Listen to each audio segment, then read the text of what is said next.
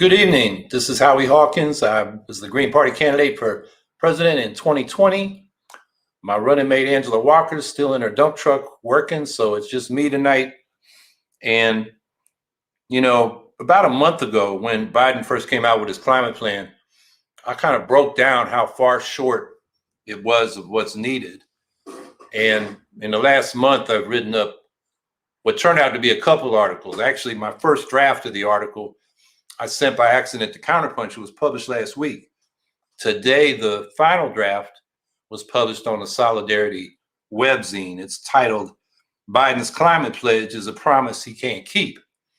And that's because he says he's going to cut climate or carbon by 50% by 2030. He actually said 50 to 52%, but I think that 52% he just pulled out of his rear end just to say he was going for over 50%. Because there's no explanation for these numbers, no linking of the number 50%, which is his Paris Climate Agreement pledge now, to his climate plan, which came out March 31st. And so if you want to really get into the weeds on this article came out today on the Solidarity webzine, is where you need to look, because I break it down by all the different sectors: power, manufacturing, agriculture, buildings, transportation. Talk about the policy framework, which is basically corporate welfare, tax breaks, subsidies, contracts with the damn corporations that got us into this mess, and they're going to get to decide what to build and where. And it's pro-fossil fuels, pro-nuclear power, pro-industrial biomass, which is an ecological disaster, pro-waste incinerators. He wants to put that into what he calls a clean energy standard. And we have 30 states, 4 or 5 territories have renewable energy portfolios, which say the renewable energy is wind, solar, clean geothermal, and clean hydro, not nuclear, not fossil fuels, and so forth. So this is a real problem, and it's going to lock us into emitting carbon. And, I point out in the article that, Barry Commoner, our foremost environmental scientist in the latter half of the 20th century, who was the Citizens Party candidate for president. And back then, the German Greens considered the Citizens Party America's Green Party. And he had a book come out in 1990 called Making Peace with the Planet. And this is 20 years after EPA and the Environmental Quality Act, the Clean Air Act, the Water Act, all that environmental legislation was passed, the modern environmental policies. And after 20 years, it was clear, if you try to control pollution, it won't work. Like you put catalytic converters on cars and scrubbers on fossil fuel smokestacks, and you still have air pollution that kills and acid rain. On the other hand, the things we decided to ban, pollution prevention, DDT, PCB, above ground nuclear weapons tests, and soon after that, the chemical that was creating the ozone hole, that works. But Biden wants to burn carbon and then capture it, and that CO2 is pretty much worthless. It's not economical. It won't work without massive government subsidies, which weren't in his plan. So, look at that article to break it down. What I want to talk about today is last Wednesday, he released his American Families Plan. So the jobs plan was physical infrastructure, including for climate, which was pretty token. And this is for the social infrastructure, the care economy. And it's actually less detailed than his inadequate jobs plan in terms of the infrastructure we need and the climate action we need. And it's $1.8 trillion total. And while we haven't broken down all the programs he wants to address, we did, as part of our Green New Deal, put out an economic bill of rights. And to meet everybody's basic needs for employment, income above poverty, health care for all, affordable housing for all, lifelong public education, and a secure retirement, our 10-year bill or plan costs for the Economic Bill of Rights costs 14.1 trillion. So Biden's talking about 1.8 trillion over 10 years, 800 billion of which, almost half, is in the form of tax credits, not public investments. So I'll just go through the different areas he's throwing some money at, and you can see how inadequate it is. Healthcare is a big one. And what he talks about is making the Obamacare subsidies permanent. But this doesn't make much difference. It only applies to about 10 million people. That's 3% of the healthcare market on these healthcare exchanges. There's nothing about, well, he says he has a plan, but it's not in the plan he just released, this American Families Plan. It's like he's got a plan he's going to release later. But in this plan, he's not lowering the Medicare age eligibility to 60, as promised during the campaign, or opening up Medicare to the public option, as he also promised during the campaign. There's no expansion of Medicaid to fill the gaps. And it just seems like he didn't want to do anything that's going to take customers from private insurance. So there's about $200 billion more subsidies for private health insurance that people will buy on the exchanges.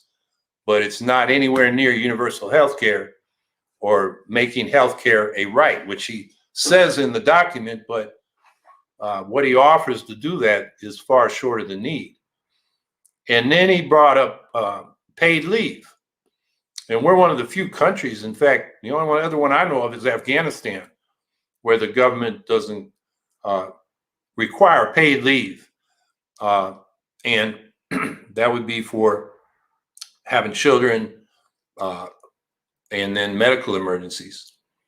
And so what he proposes is gradually increasing paid leave. You don't get to 12 weeks for 10 years. And that seems to be so he backloads the costs. So his score with the Congressional Budget Office is lower because they want this pay-go, this conservative, fiscally conservative policy of pay as you go, which if you got to make investments, you should figure out what you need to do to make those investments and then figure out how to pay for it over time.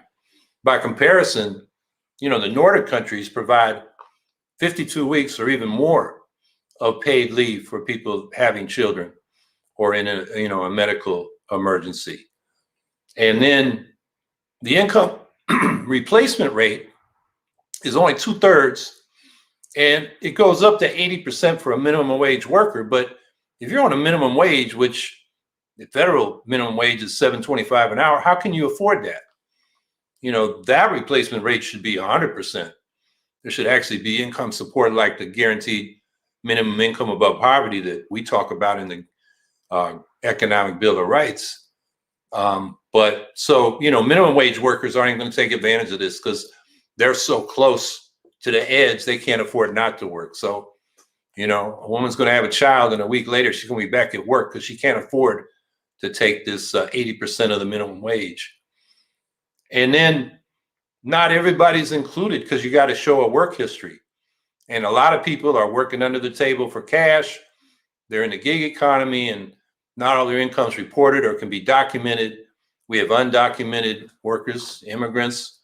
So a lot of people are not covered. So this paid leave thing is kind of, let's do it so we say we did it, but not really provide a decent benefit.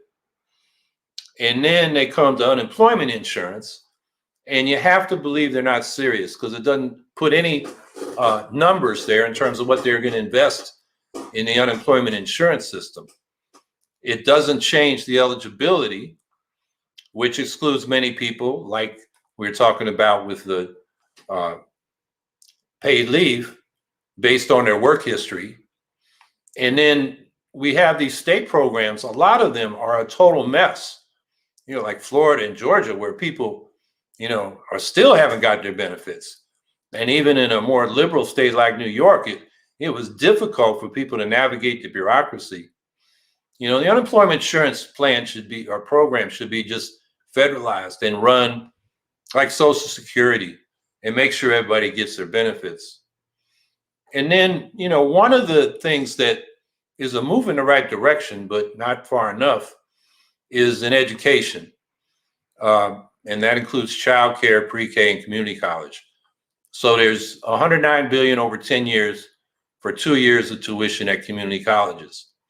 I haven't looked to see if that number actually would pay for that, but that's what he committed.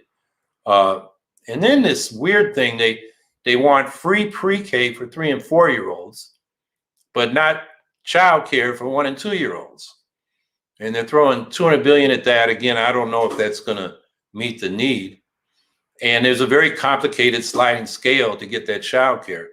It says nobody who's working or low and middle income is going to pay more than 7% of their income for childcare, but they don't define what the middle income, top middle income is.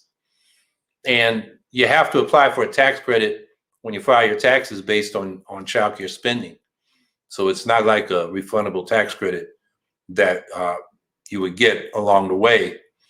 And again, the money looks like it's going to private pre-K and childcare outfits, not public schools, which means it's going to be low pay, low quality, as these private providers are going to squeeze the quality and the wages to maximize their profits.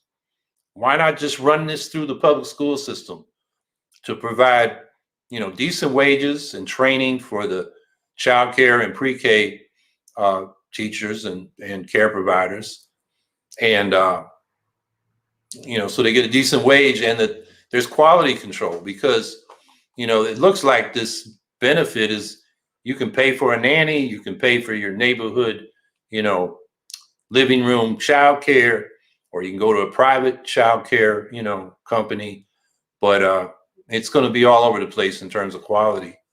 So again, it doesn't seem like they're really committed to the quality. Now they are extending the child tax credit that was part of the COVID packages to 2025.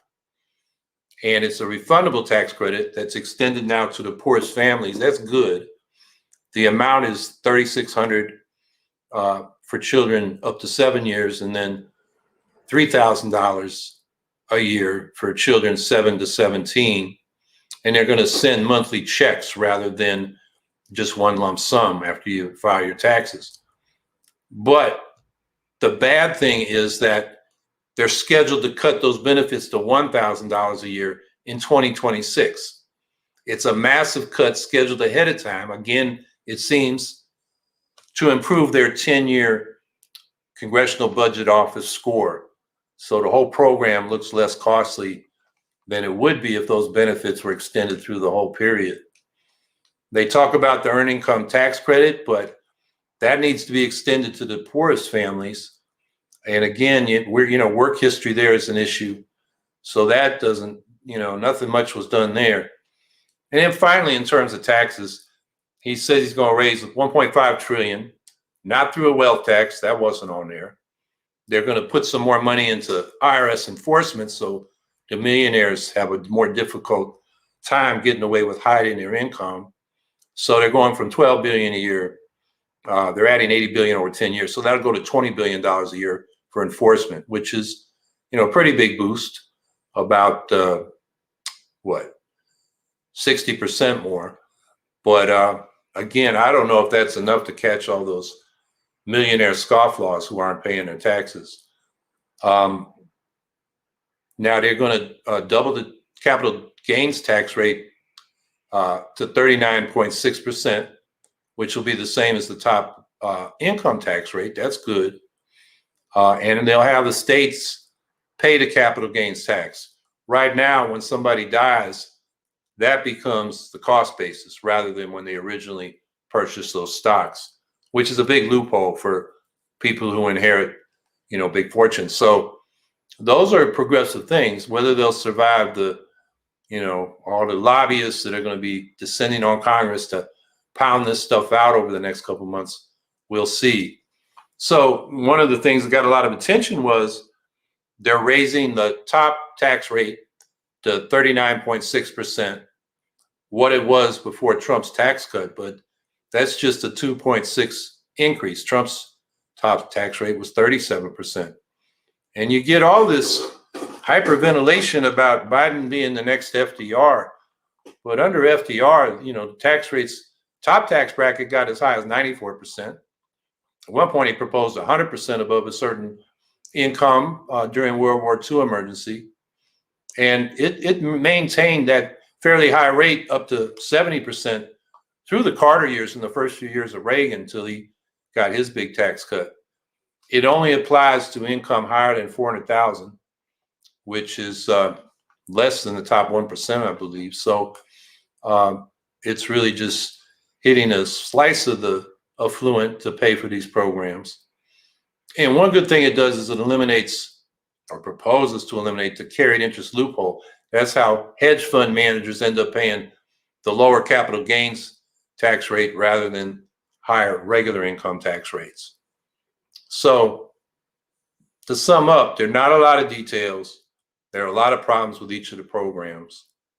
And because they don't provide much detail or much of a budget, you have to wonder how serious they are. Some of this will probably be in the final result, but it's not near what the people need. So that's the American Families Plan. And I think what we need is the Economic Bill of Rights that Angela and I were campaigning on.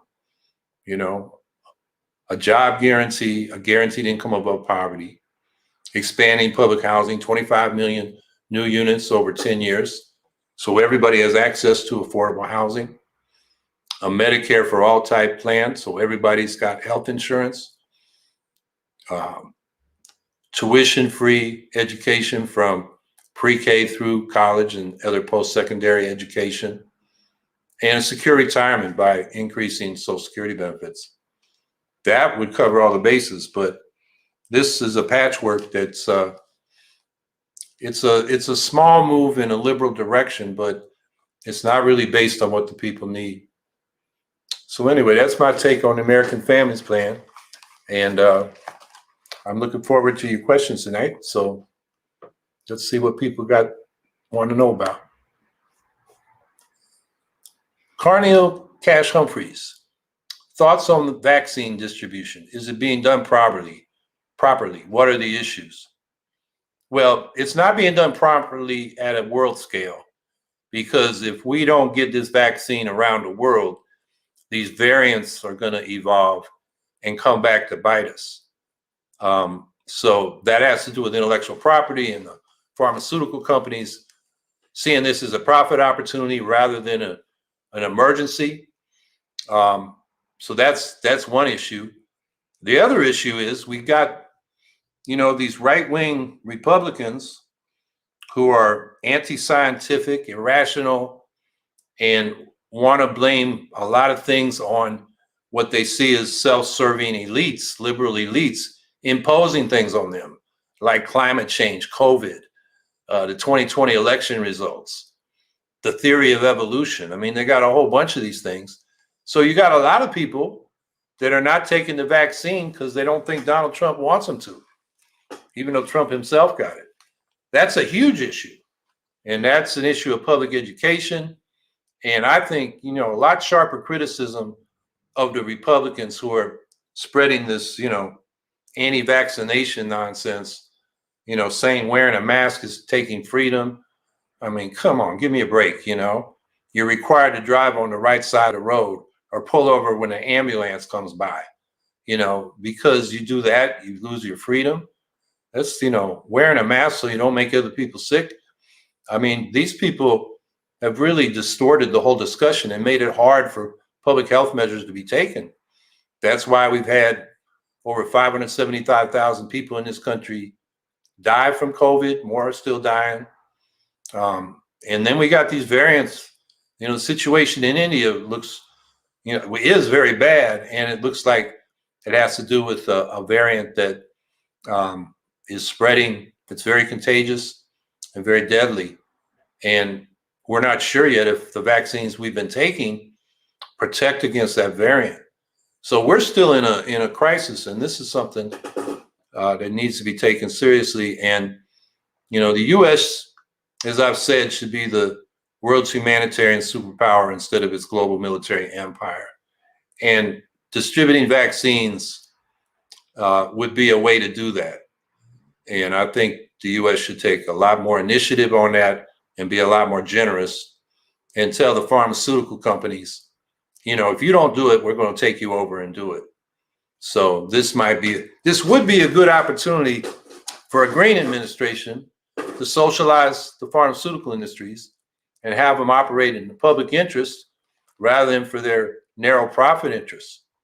I mean, it's not just this pandemic that has exposed them. They've been doing research, have not been doing research on drug-resistant, viruses and bacteria and funguses, and because vaccines don't make a lot of money. What they're looking for is the next Viagra or something like that, something that people got to take over and over again. That's where they make their money. So they don't do the basic research. I mean, most of the basic research on the vaccines was done through the public sector. So I'm not even sure why they are still private enterprises.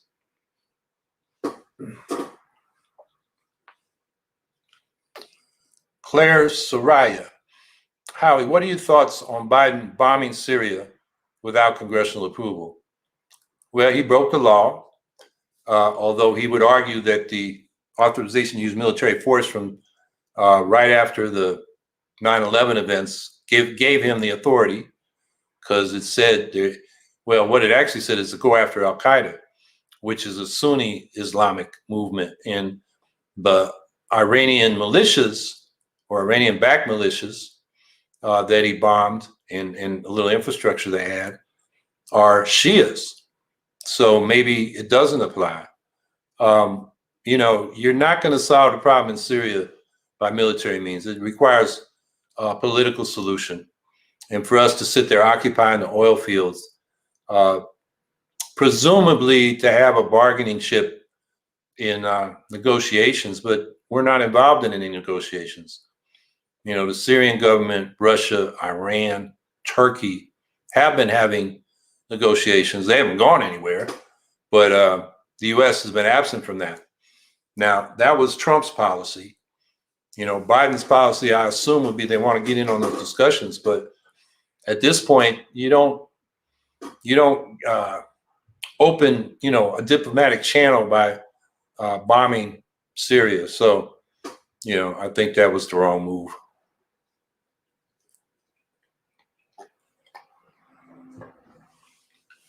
Santino Musto. My question is, what are you prepared to do to win over progressive Democrats, provided a Bernie progressive candidate like AOC or Nina Turner wins the 2024 Democratic nomination? As Biden gets older and goes back on his promises, he may very well not seek re-election. I don't think AOC or Nina Turner is going to be the nominee any more than Bernie Sanders was. I mean, we saw what happened in 2020. Bernie was leading, and then everybody else in the race, the whole Democratic establishment, closed ranks against him. And the base took their lead, even though when you look at the policies that Sanders advocated compared to what Biden was advocating, the polling showed the people were with Sanders. So I don't think that's a scenario we'll face. What we're going to face in 2024 is a centrist Democrat. If it's not Biden, it might be Kamala Harris or somebody like her against an extremist Republican. Trump was kind of a cartoonish extremist. The next one might be more competent, but the policies will be similar. I mean, the Republicans are doubling down on their racism, their nativism, and their anti-scientific irrationalism, their conspiracy mongering.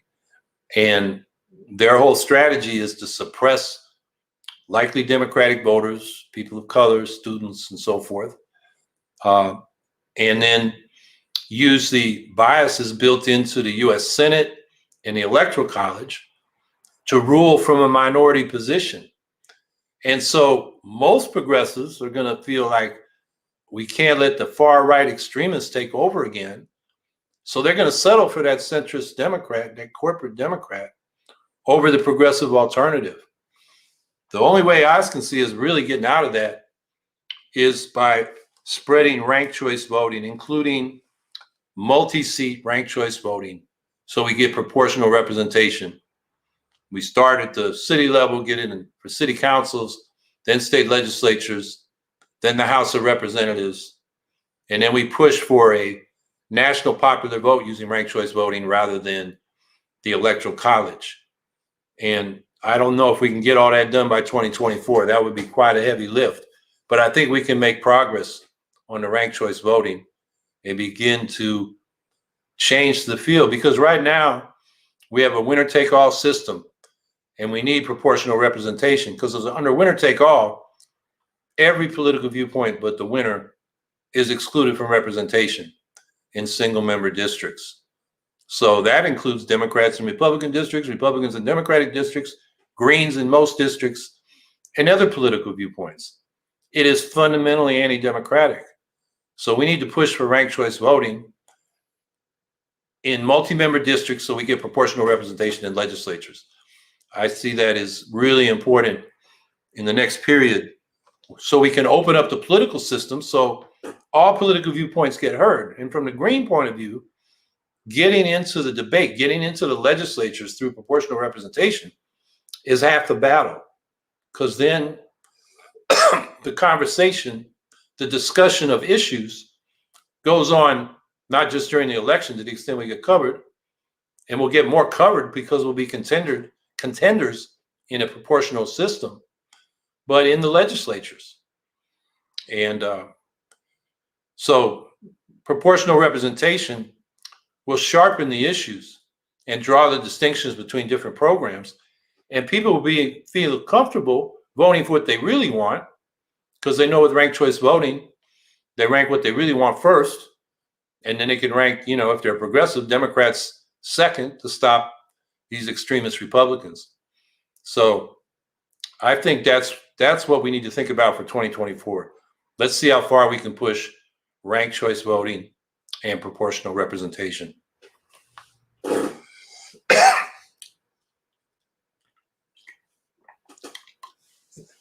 Z. Kramer, what do you think about Mike Gravel's plan to implement direct democracy? Yeah, I actually had dinner with him during the campaign and we talked about that. He's talking about initiative and referendum at the federal level. And I don't have a problem with that as far as it goes.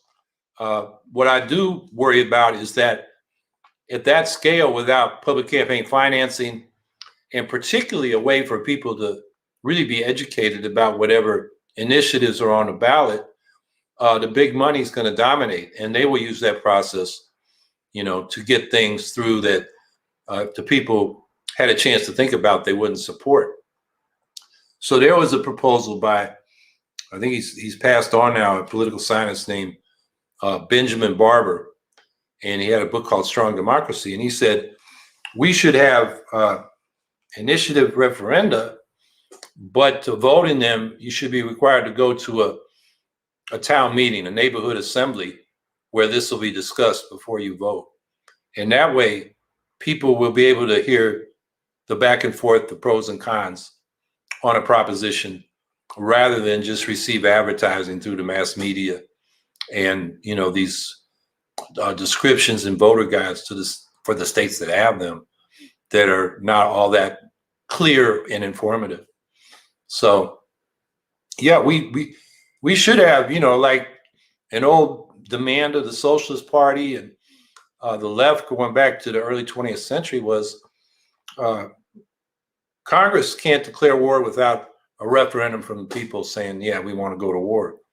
So we need something like that so that people have a direct say on important decisions.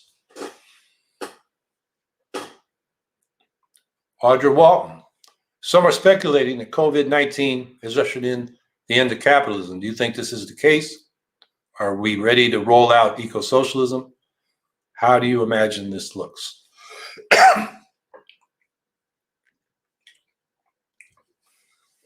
Well, I think COVID-19 has exposed capitalism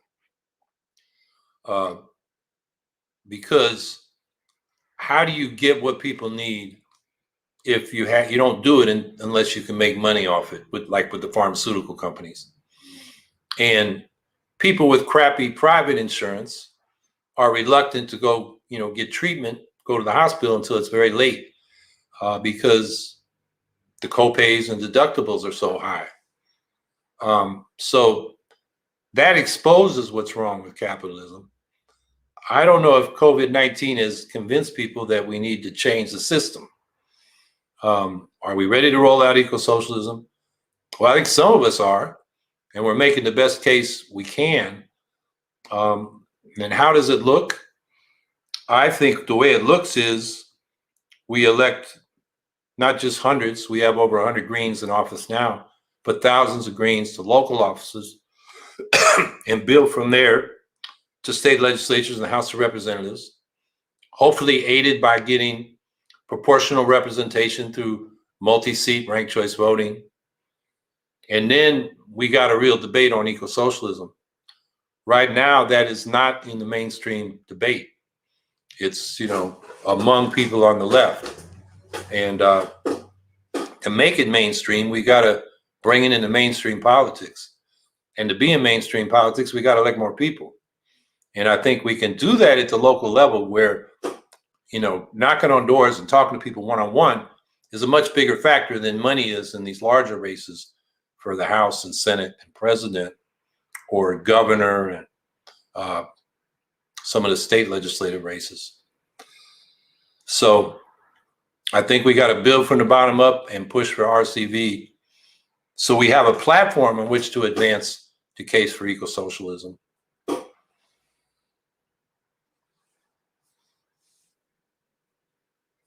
Ricky Justiniano, do you believe the Democrats missed an opportunity to force a vote for Medicare for all bill by not taking advantage of holding back their votes for Pelosi?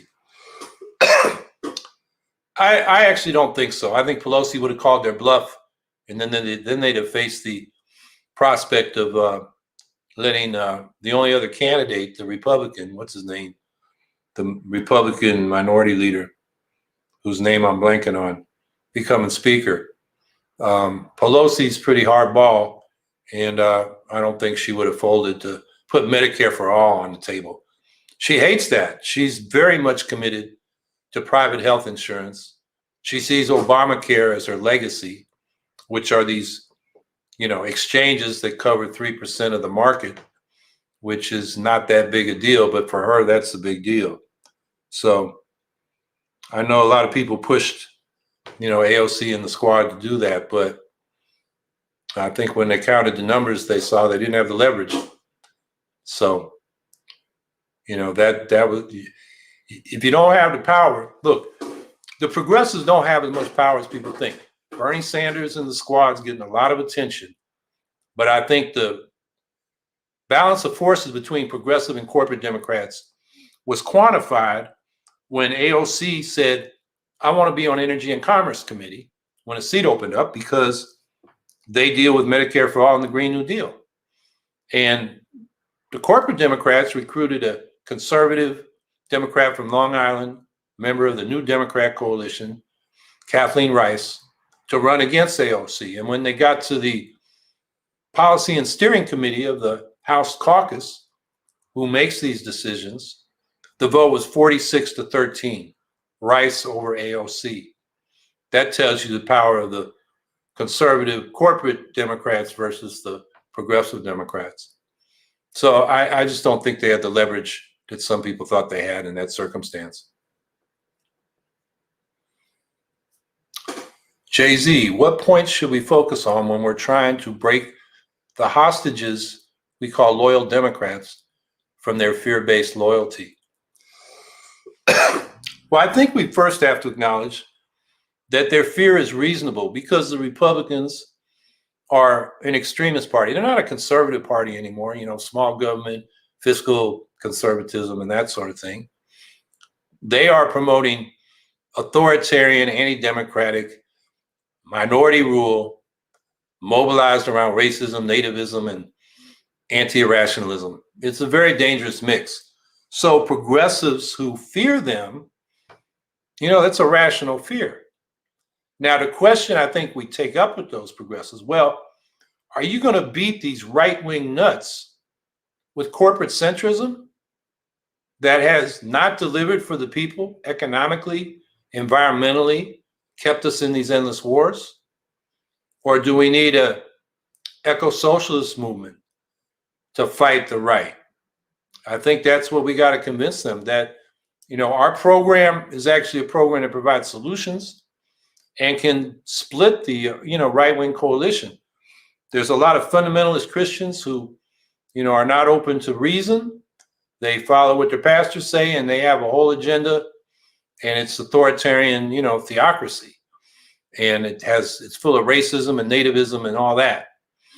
But Trump got over 70 million votes, and a lot of them, more than he got in 2016, more Black people, more Latinas and Latinos, more Asians, people he insulted for 4 years, as well as working class people.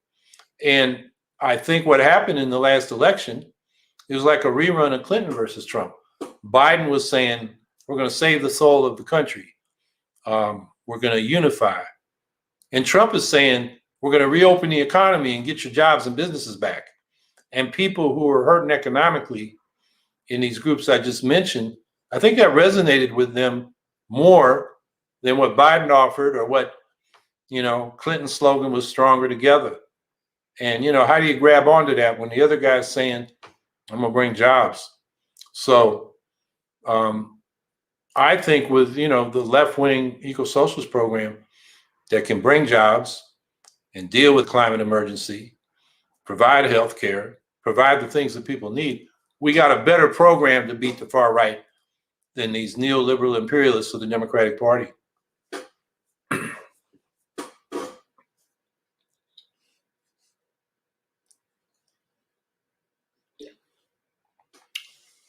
Lucre Denouncer.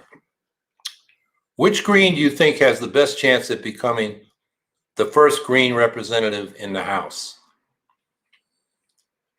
I don't think it's a person. I think it's a congressional district where the Greens are well organized. They have a good candidate, and they're organized enough to run a real grassroots door-knocking campaign.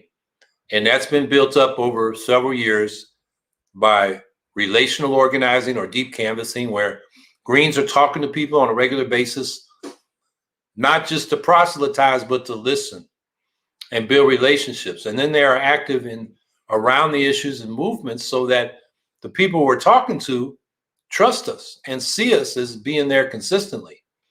And when you build those relationships, you build that trust, then people say, well, I know who these people are, and I'm willing to vote for them, because we have an advantage there at the grassroots, because the Democrats and Republicans don't do much of that door knocking and relationship building. These politicians at the congressional level, they spend all their time, dialing for dollars and talking to lobbyists.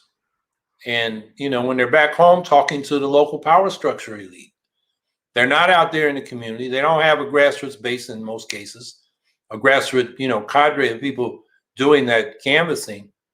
So we can beat them at the city level, the ward level in cities or towns at this point, anywhere. And then we can build from that until we got a congressional district. So I don't think, celebrity personality is the most important factor. The most important factor is the larger dynamic of any race, where you have a right-wing Republican in a district that the Democrats are competitive in. The progressives are going to vote for that Democrat, even if they're a, center-right, so-called moderate, because they're afraid of that Republican. The only way we can beat that is by first electing some people locally, show them what we can do, and being there in the community so people know us better than they know the Democratic and Republican candidates. And they think that, since we won some city council seats, some county legislature seats, if we elected them there, why can't we elect them to the House of Representatives? So that larger dynamic will determine, how well the Green will do, more than how much money the Green raises, how they execute their campaign. in the course of the campaign season, but we can build a base in the way I just described, over a period of time and become competitive that way. So it's a matter of organization and, getting a reputation with the people and having them know who you are and think really that, this is the person, this Green Party person is the one we want in there. But that takes time. You just can't come in with a flashy personality and a good Twitter account and win. AOC gets a lot of attention. The fact is, she had basically it was DSA people went out and knocked on doors. And she's a great candidate. She, social media, in person. And the person she was running against, who was one of the leaders of the Democratic caucus in the House, he lived more in his house, the other house down in Washington, D.C. He was caught with his pants down. And so that's what I mean. In that dynamic, she had a chance, to upset in that Democratic primary. So again, it's the larger dynamic is the biggest effect. And then, but, we can make a difference if we build a base over time and people trust us and know us.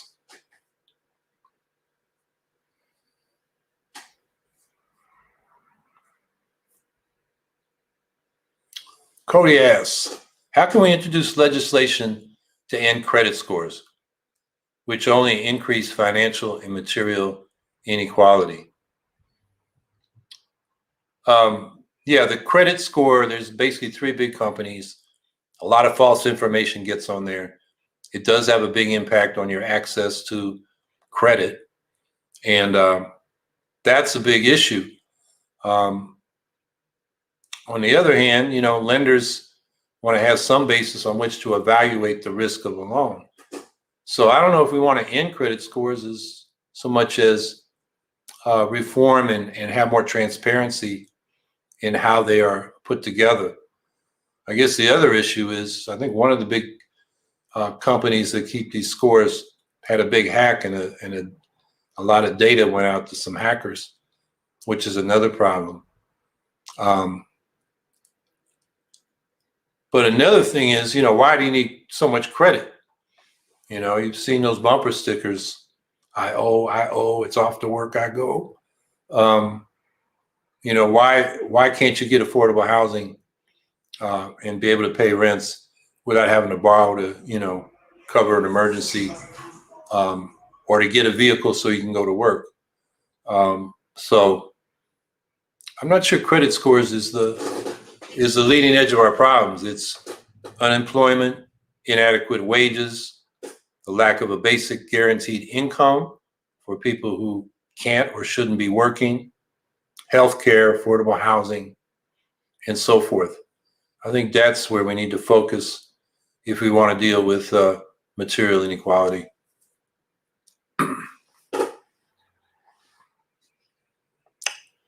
Andre Derek Darby.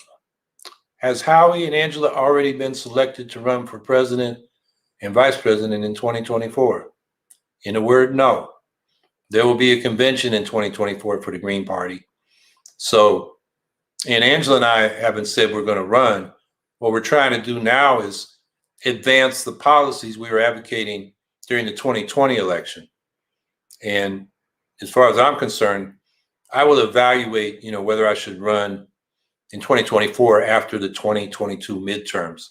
I mean, there's plenty of stuff for us to be doing now to advance this program and, help the Greens, from ballot access to organizing locals to running effective campaigns for local office. So that's what we're focused on now.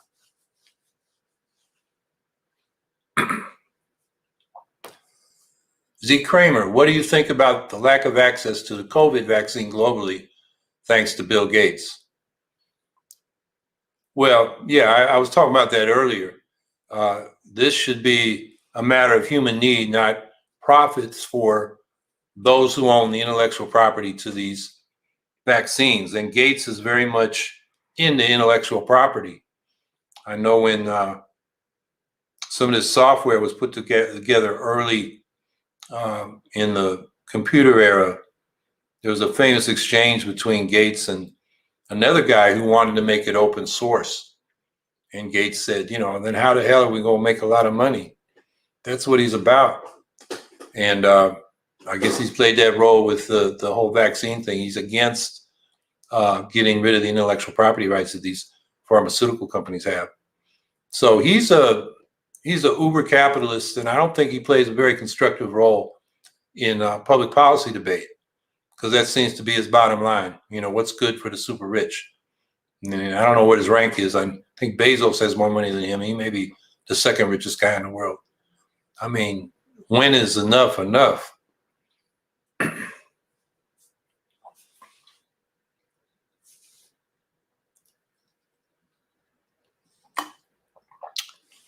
Release the Animals asks, what are your thoughts about prison abolition? Do you support replacing the prison system with rehabilitation centers? Yeah, for most people who are convicted of crimes and have to pay dues to society, yeah, we want prisons or wherever people are held to help them, rehabilitate or bring their skills up so they can come back into society and be constructive contributors. The prisons, the penitentiaries were first built and they were supposed to rehabilitate, although with a kind of backward way of, a lot of carrots, not many sticks, going back into the 19th century. But I think most people that commit crimes don't need to be locked up and isolated. That kind of puts them in a situation where, and particularly without the lack of support coming out of prison, where, crime is really the only way they can get over. There are some dangerous people that need to be isolated because they're violence prone or rape prone or whatever it is. And, we should try to rehabilitate them. Other countries, they let people who are, convicted of murder and manslaughter out much sooner than we do, and doesn't cause more murders and manslaughter.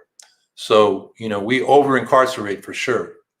And I think, as I said, most people, there are alternatives to incarceration that are better both for the person convicted of a crime. Part of that can be restitution and, getting over the guilt somebody may feel for what they did to the victim, and that helps them as part of the rehabilitation process. So we need a lot more of that. Although I think there's some people that do need to be isolated because they're dangerous.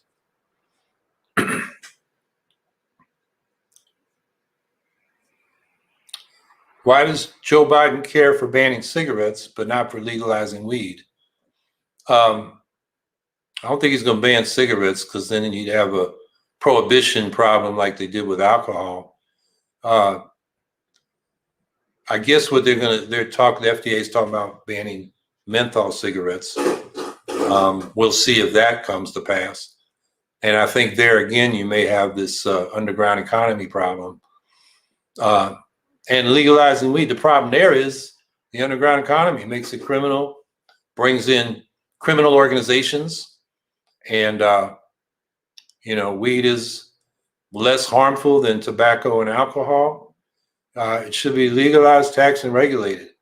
And Joe Biden, that would be a popular move if he would do it. But I think that's one where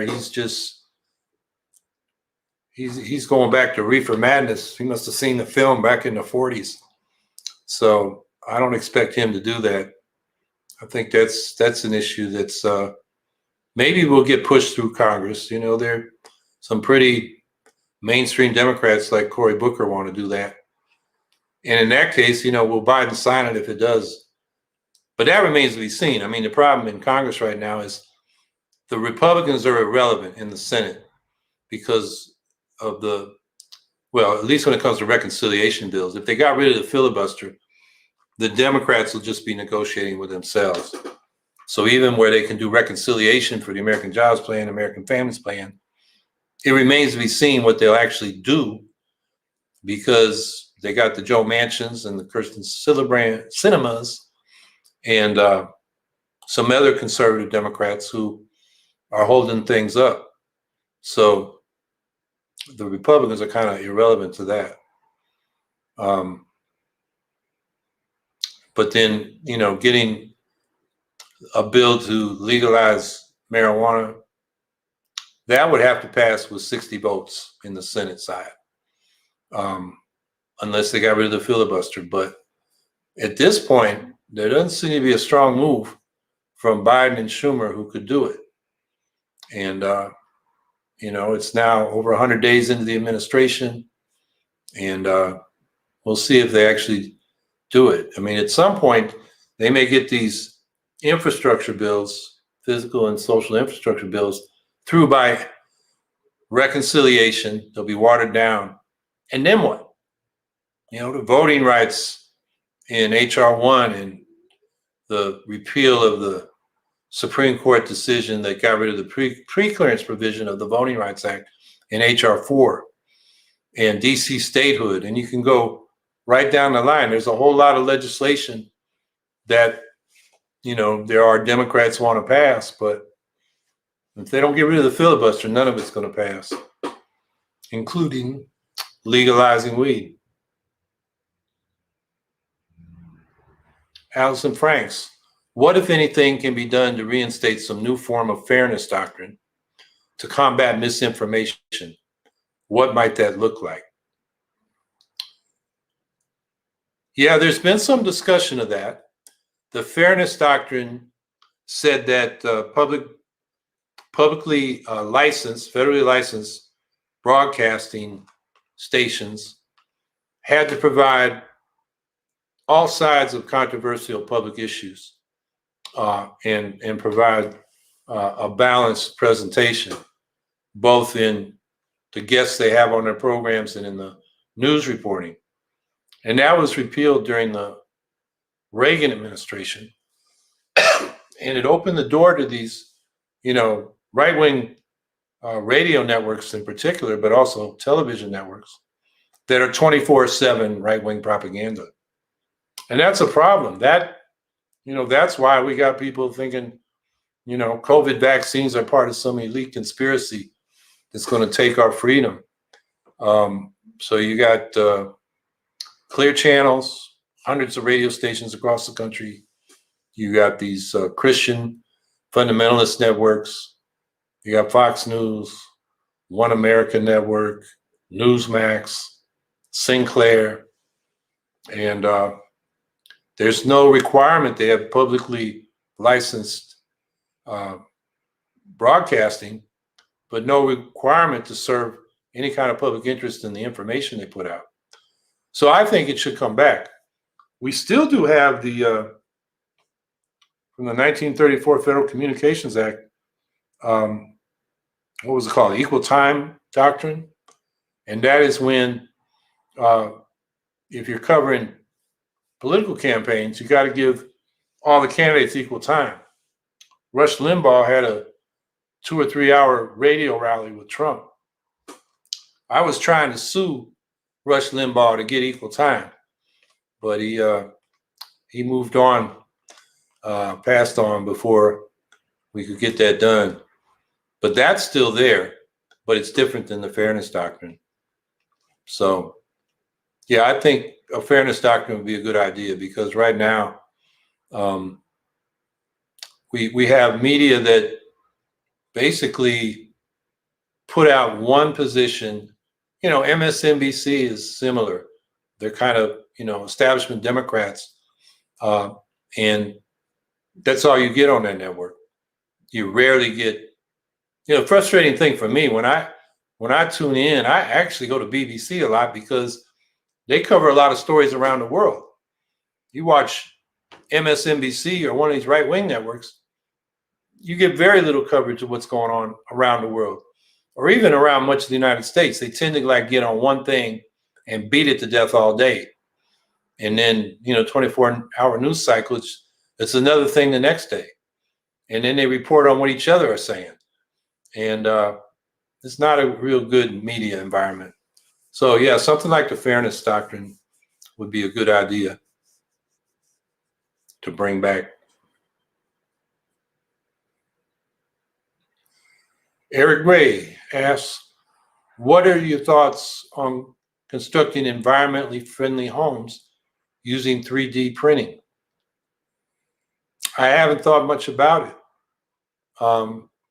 And I used to be a carpenter and, kind of jack of all trades in home and small scale commercial and apartment building construction. And I don't know anything really about 3D printing. I'm just that I guess you give it information and you get a product and I'm not even sure what the material is. So can 3D printing pour concrete and cement? I guess it could provide, beams that would be substitutes for wood. I really don't know. But that's about all I can say. I just don't know much about 3D printing and its capacities, and particularly the materials that come out. Deborah Souza Oliveira.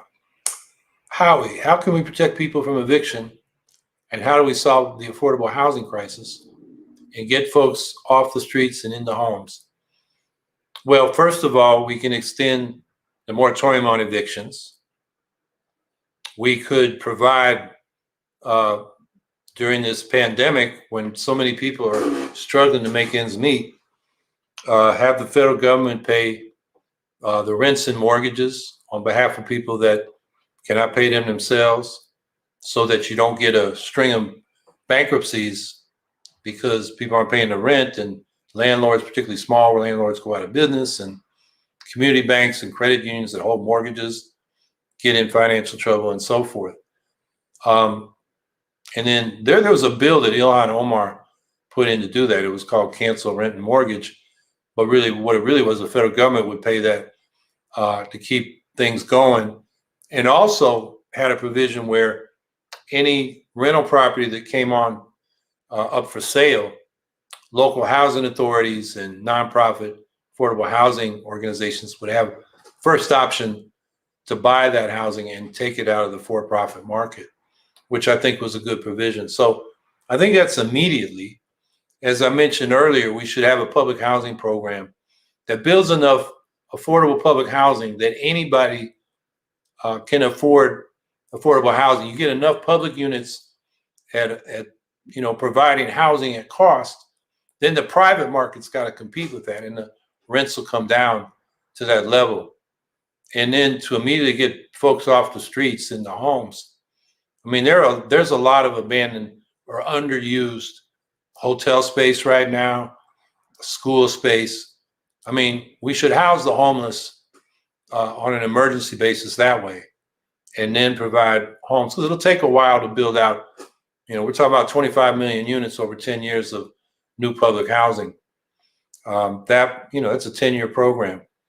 There's about, according to the Low Income Housing Coalition from a couple of years ago, there's I think it was almost 7 million people, little over 7 million people that were homeless at that time, or no, could not afford.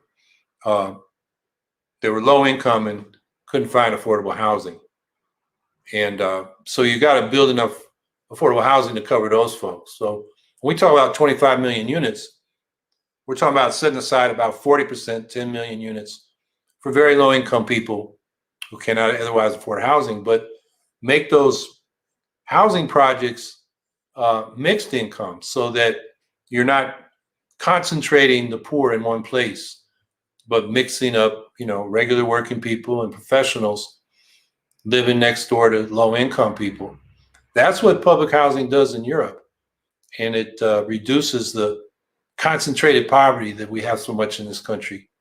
And when you concentrate poverty, you concentrate a lot of social problems. So the housing program could address that as well.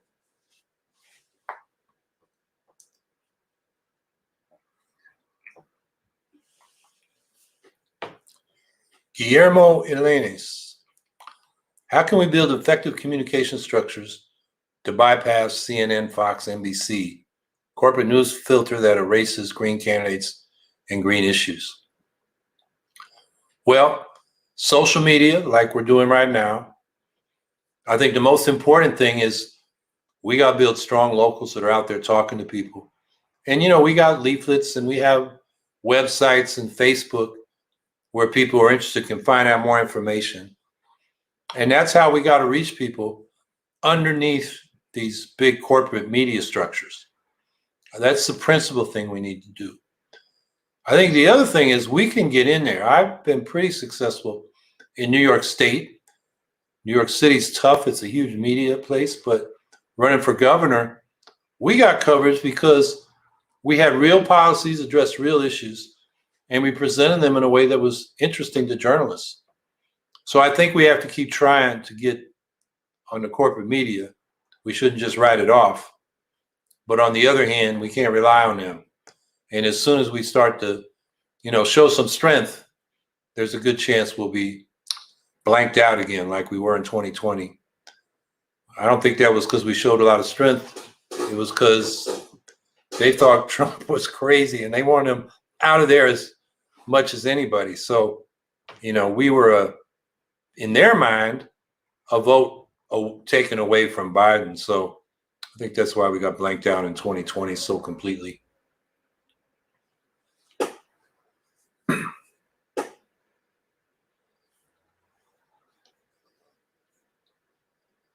Well, the person behind the curtain is not putting any more questions up, so I guess that means it's time to wrap it up. I'll be here next Tuesday. I'll be talking with John Kiriakou about the war on whistleblowers, on people like Julian Assange and Edward Snowden, John Kiriakou himself. We're going to be talking about 12 or 15 people, Reality Winner, Daniel Hale, many others. The Espionage Act, which was passed after World War I, was only used like 3 times until the Obama administration. And then between Obama and Trump, it's been used like 15, 20 times. And it's been used on whistleblowers, which means they don't want their secrets exposed. So this is a press freedom issue, a civil liberties issue, and just a justice issue. So that should be an interesting discussion. I hope you'll be there.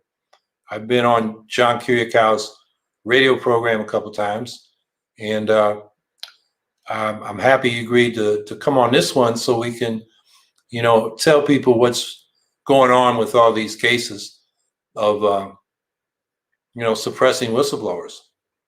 And these are the people that tell us what our government's really up to. So that should be interesting next Tuesday. And other than that, I'll just say, the pandemic's still going on. Do this public safety measures, get your vaccine. And as a number of people raised today, push our government to get those vaccines around the world. Otherwise, new variants are going to come back to bite us, and our vaccines that we did take won't protect us. So we're still in an emergency, and we need to treat it like that. So with that, it's a little bit of a dismal note, but that's all I got. So have a good evening, and we'll see you next Tuesday.